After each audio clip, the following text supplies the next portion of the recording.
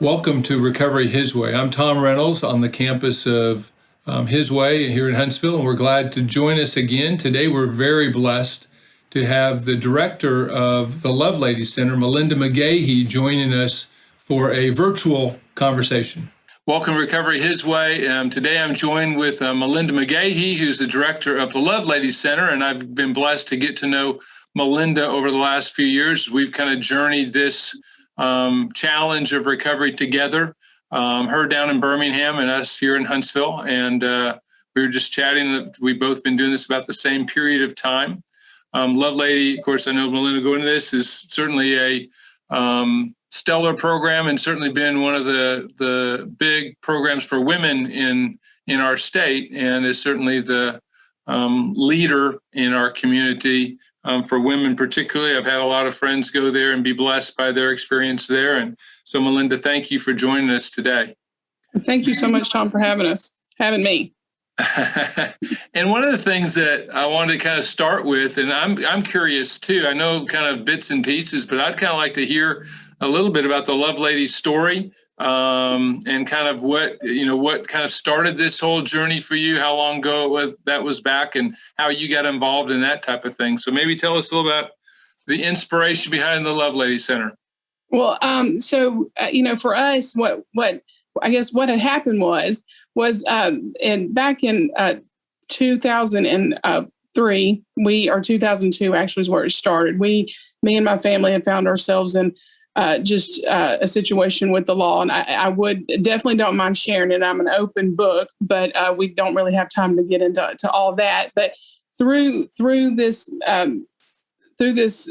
dealing with the justice system, we saw an incredible injustice in the justice system. And I had made some stupid decisions that was very, very costly to my family. And my and it was jeopardizing my mom and her business and what she had built, as well as my brothers.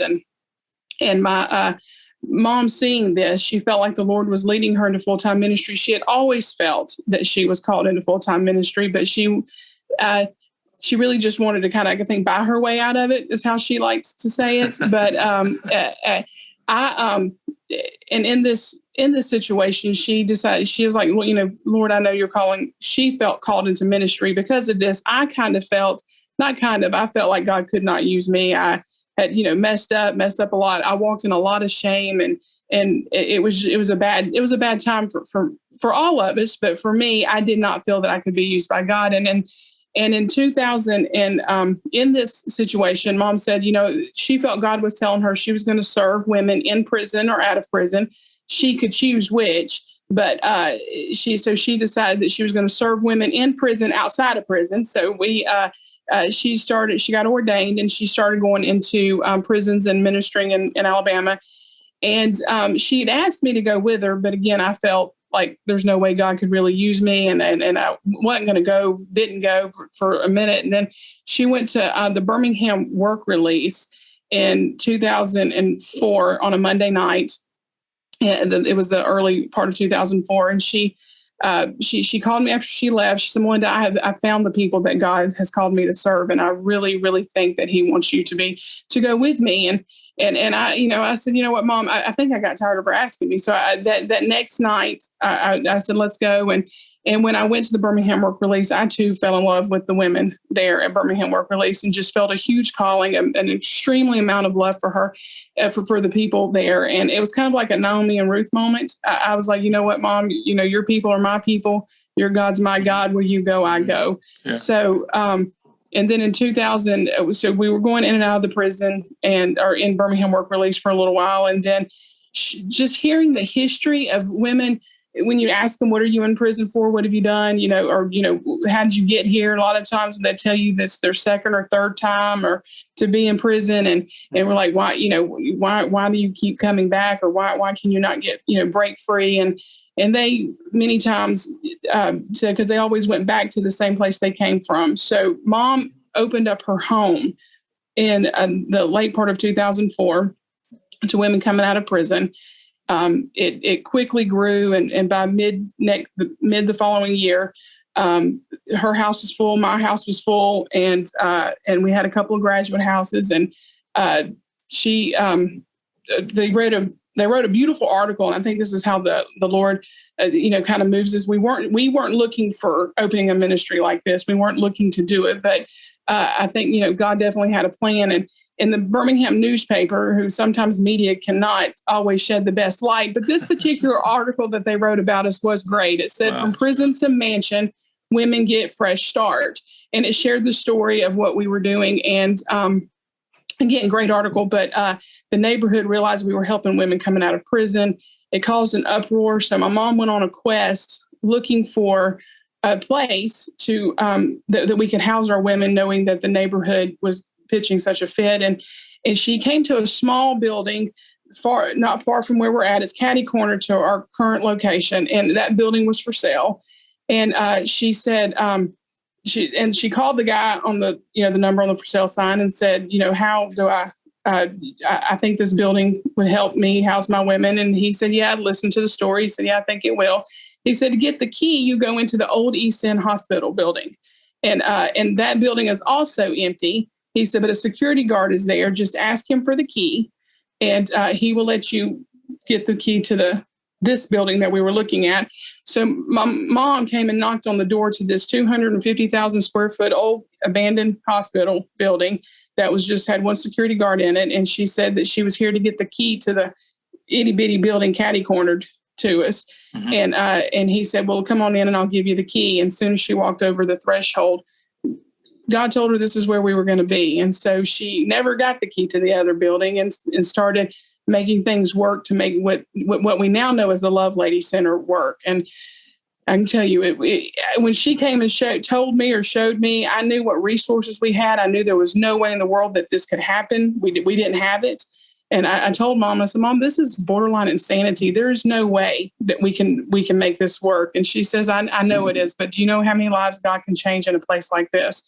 And she put the last bit of money she had down on this building, and every day God's provided. It's been an absolute amazing journey. Wow. Well, when did about what the date was then for the Lovelady Center in your location to start?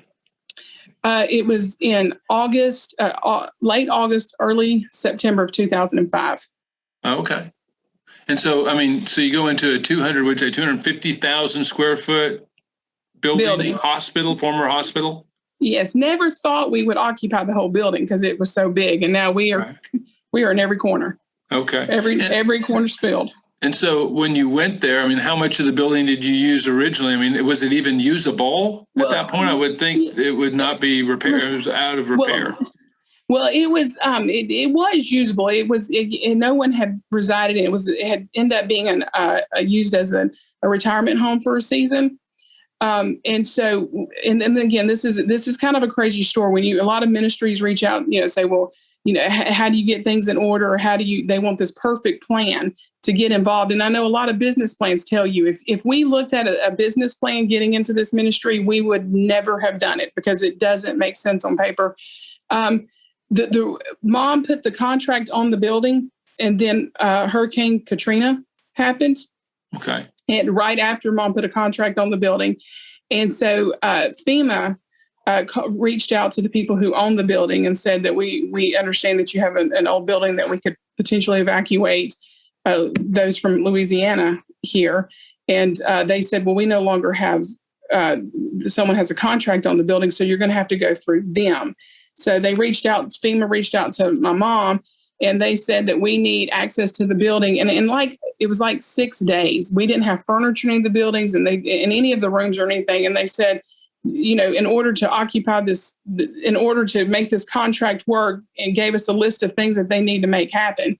Can you do it? And my mom, not seeing this as an obstacle, I saw it as a huge obstacle, said no. She said, yeah, we can do it. We can do it. I'm like, Mom, how are we going to fill up, 200 rooms with beds and dressers? And we don't have any of it. We don't have the resources for it. But my brothers and our church came together and made it work. And when they came and checked it out that following Monday, the building was ready for evacuees. And that's where the provision came for the first 6 months. So they moved in initially. Our women moved only on the 4th floor. The evacuees had the 1st and 2nd floor. And then when they moved out, we started taking over. And we've taken over. We're everywhere. I know a couple of things I want to ask you too. I mean, so you primarily or exclusively serve women. Yes. You mentioned that originally you got engaged with the idea of helping women who were coming out of the prison system to have a home plan, have somewhere to go, have a way to get their feet back underneath them to start a new life. Is that still the model you work with? Is for mainly transitioning women out of prison, or what are you guys doing now? We did not open up to be a recovery drug help from drug addiction. Definitely didn't start off for homelessness or domestic violence. We initially was helping women coming out of prison, but when you start you start working with just women coming out of prison, there's a whole lot of more dynamics that get involved. We quickly realized that we were going to have to be very strategic with recovery and to get the tools to help those needing help with recovery. It's the same thing with anger management, relationships. Those were issues that we saw. And then the judges and the different people throughout the justice system had heard what we were doing. And so they said, well, instead of sending these girls to, instead of sending this girl to prison, can I send her to you? And so that became extremely popular. And then the police started dropping girls off saying, we need help and that this girl needs help. And so we're very passionate about helping women, displaced women. We have a lot of recovery. We have some that are finishing their prison sentence. It's called the SRP program. Mm-hmm. We have some who end their sentence who come, parolees.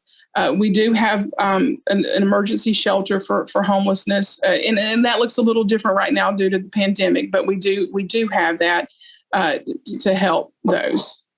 Okay. I mean, all right. So it's kind of a lot of different dimensions. People come in a lot of different ways into your program. Yes.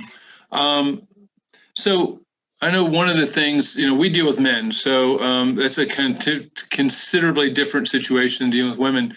Obviously, you mentioned some things with the domestic violence issues that you have and finding safe places for women to go that are in situations of violence and that type of thing. You also obviously have the pregnancy issues, the children issues. How do you, a lot of people I know, I've even looked at, us starting a women's type program, and sometimes it seems daunting, the number of facets that come into that. How do you manage that? What do you guys do to address those kind of issues? Well, I can say we deal with them one issue at a time. And yes, there are a lot of issues. We have, right now we have over 400 women and children.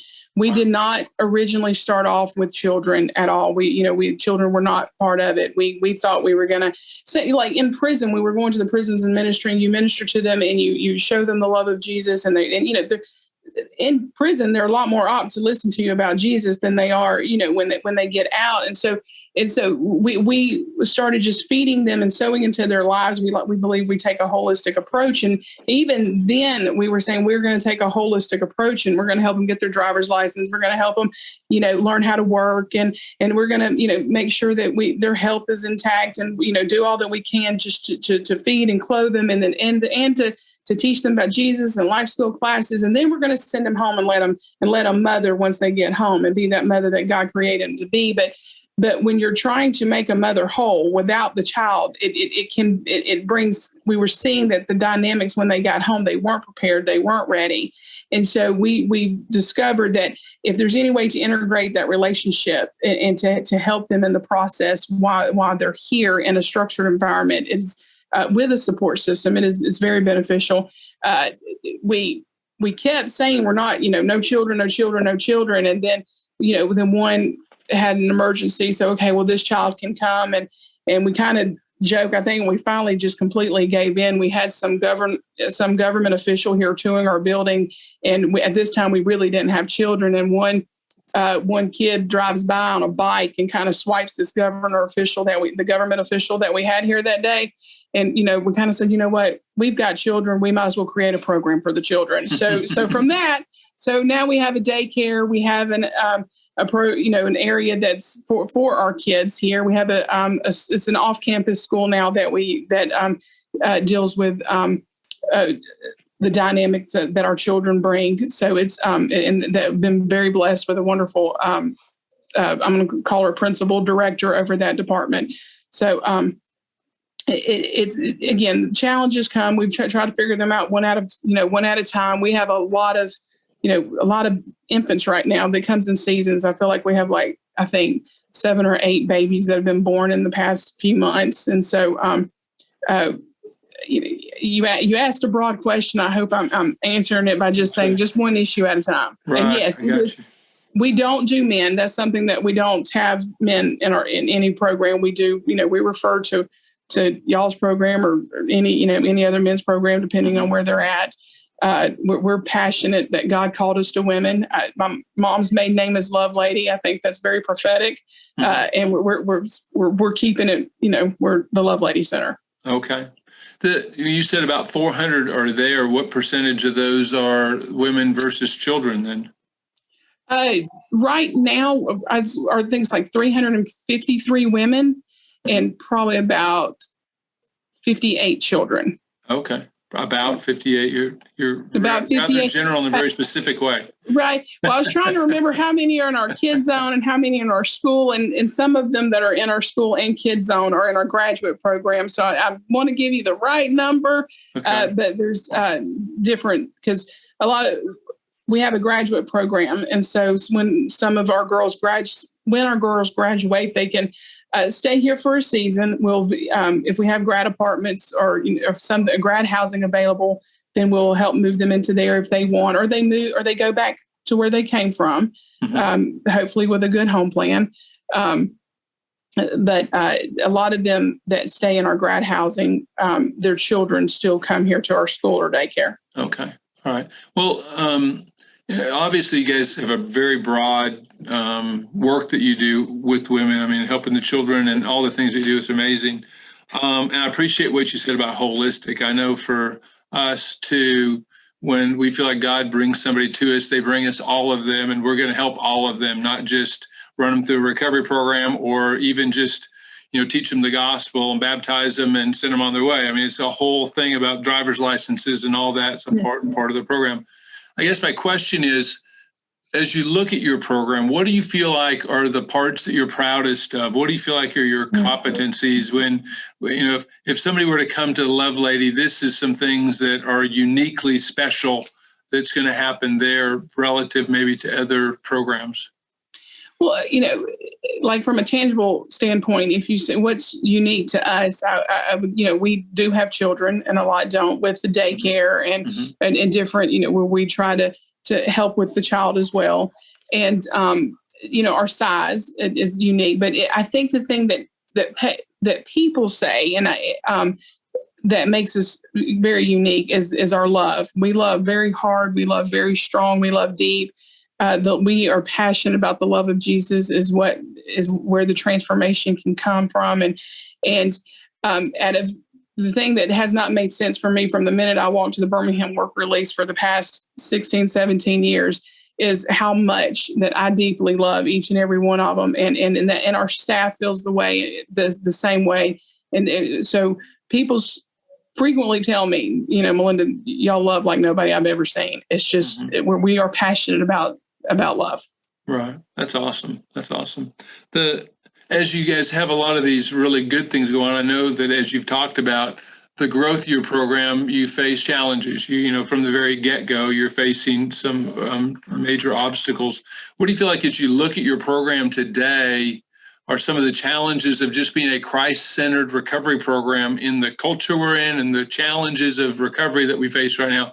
What are some of the real challenges that you feel like you're handling or managing, or maybe not managing, but just kind of having to face right now? Well, I think with all Christ-centered programs or programs in general, nonprofits, you've got the common challenges, the funding, resources. I know for us, mental health, I want to develop a much better mental health program for because I know that is definitely such an area that's not easily handled, and I don't feel like there's enough answers out there for those who struggle with mental health. The streets is definitely not where they need to be, and prisons not where they need to be. But those are a lot of challenges. I know for me, that keeps me up probably the most at night is having the right tools for our girls and assisting them in breaking through the power of addiction.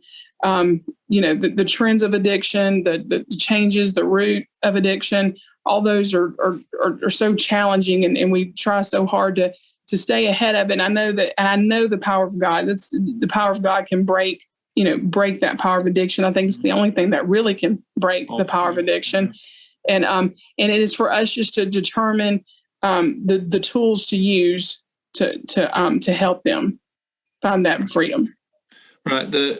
You brought up kind of the things that keep you awake at night type of thing. If there are things, obviously in this, we're dealing with recovery, you deal with relapse, you deal with losses. We were talking before we started with having memorial services for people that you dearly love. Part of loving people hard and deeply is painful, right? And Right.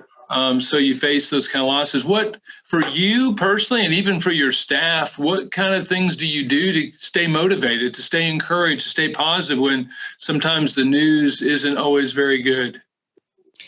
The success stories definitely help us stay motivated. I know when I feel like, Lord, are we doing anything right? Or, there's so many mess ups. And then I'll get a picture from somebody's graduating from high school and saying I wouldn't be here if it was, if my mom's here with me. This wouldn't have happened without you. Thank you so much. Or right. A thank you from a mom. The success stories help a lot. And even the tragedies do, not that they motivate us, but they do, we can do all things through Christ. We can do it better. We can do it right. It makes us self-evaluate. I wouldn't say that it motivates, but it does. We do keep going because we do not have a spirit of give up around here. We're going to persevere. Our staff meets several times a week and we pray intentionally. It's scheduled. We work together. And we know that through Christ, all things are possible, and we're going to, and we know that we're called. And I think that when you're called, there's an automatic motivation there. Right. Amen. I know my wife has told me at times when I've been discouraged, she asked me, do you feel like you've been called to this? And I said, yes. And she said, well, has he called you anything else? And I said, well, no. And she says, keep doing what you're doing then, right? That's right. Until you get new direction. A few weeks ago, I was put in a situation where I had to dismiss 5 girls at one time. And I found myself, and I've never said this, and I know that I kind of got chastised. My spirit was chastised a little bit after I said it, but before I went to go dismiss them and knowing I had to do it, I was like, I hate my job. And I was like, no, I don't.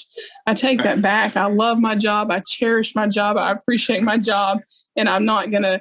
I'm going to do what I have to do. My heart might ache. I'm going to pray for these girls, and I immediately started praying for them. And like, Lord, I'm not sending them out to the streets, but I'm sending them out to you. Right. I am, just as on the boat with Jonah, when they had to kick Jonah off the boat. Right. The whale came, or the big fish came and that was God's provision. And I'm, Lord, I'm going to ask you to send these girls their provision as we kick them off our boat. Right. So, we got to do what we have to do. Amen. That's great. Well, it kind of brings me to something else. I mean, in thinking about how you got into this initially, at least the way I understand your story, I mean, some people get into this Christ-centered recovery ministry through their own addiction story, through their own substance abuse issues. I got into it through ministry and just a passion to want to minister the gospel to people who were desperate for it.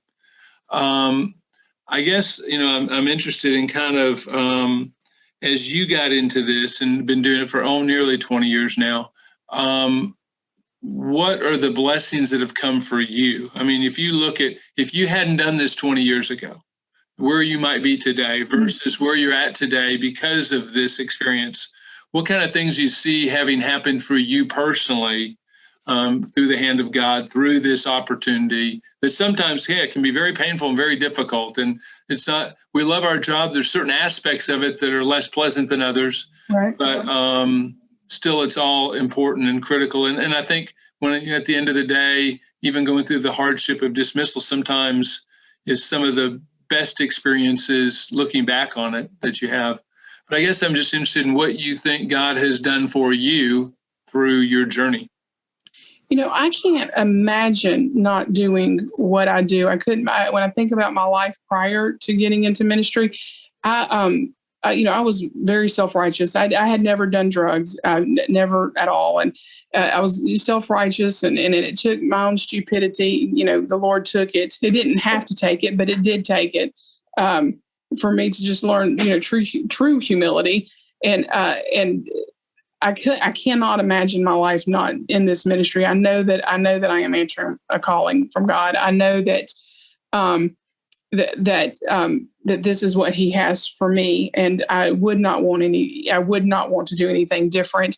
I know as far as things, when I think about it's done when you're answering your calling. I don't, I can't imagine doing anything else. But my faith, when I tell you, I always thought I had faith, but when when you see what God does, and that He takes, a bunch of nobodies and turns it into something beautiful and wonderful, and then you see that just continues, that more beautiful and more wonderful comes from it. Mm-hmm. There's been so many times where we don't know how tomorrow is going to happen, but His provision comes through, and it always happens. My faith has drastically increased, and then my love for people when it makes no sense. I don't understand how in the world I can love somebody so much and I don't even know their name, but I would do anything I could within whatever God has called me to do to help them. Right. This can be a very draining, demanding type situation. Obviously, you could probably be there 24/7 and not even feel like you've touched the hem of the garment of the need. How do you balance that with having a life, having a family, having things outside of the Lovelady Center? How do you balance all of that in your life? Now, Tom, I don't know if that's a fair question, because I don't think I've figured that out yet. I have 3 children. All three of them work here. So okay. My husband doesn't fuss too much okay. about it. It's I haven't. The chairman of the board, tells me regularly, Melinda, you've got to learn to have a life outside of here. But and I get it. I haven't mastered it yet, but ask me in a year or two, maybe I'll be there. Okay. Well, it sounds like the way you've resolved that is you simply brought your family to work every day, right? Bring your kids to work day. Yeah, it is, and they help a lot. I was like, that question wasn't on my list, Tom. Well, lastly, I just wanted to, as people listen and view this, who may be looking at getting involved with this, anticipating, thinking about how do I get involved in recovery ministry? I think one of the things that seems daunting to many is that, it can be so demanding. How do you get involved in that type of thing? I guess I just wanted to hear from you. What words of encouragement would you have toward people who are considering this type of work, this kind of mission, whether it's a church, just looking at how can we help somebody in addiction or in prison or trying to, whatever these issues are, what would your words of encouragement be to them? Well, if God has called you, He will make a way. Walk it out. Know that we are all called to a certain level, to love each other. The scripture that tells us that when he was hungry and we fed him, if he was without naked, we clothed him. I mean, we all have a responsibility that we need to walk in. And if you're going to dig a little deeper and do something in recovery ministry, just know that you're called, and then have the faith to put one foot in front of the other and just to keep doing it. You'll know. I know that. I love what I do. Amen. And how much longer do you see yourself doing this? Forever. Okay. until you enter the pearly gates, kind of thing. Yes. I think my mother, she's 72, and she is still active in as far as executive director, and she we talk about her retiring, and it's like nowhere in Scripture does it say anything about retiring. So that's our guide. Amen. That's great. Well, Melinda, thank you very much for joining us today, and really appreciate the work that you all do. I've had a chance to visit down there a number of times, and have always been impressed with the amazing spirit that's there, and talking to women who have lived there, how much they, I know, even miss it when they're gone. They talk about just wanting to crave to get back and be in that environment again and be loved in ways that they haven't experienced much of anywhere else. And so I appreciate the work that you do. And I just want to encourage our listeners and viewers too, if you wanted to learn more about the Lovelady Center, you can check out their website at loveladycenter.org.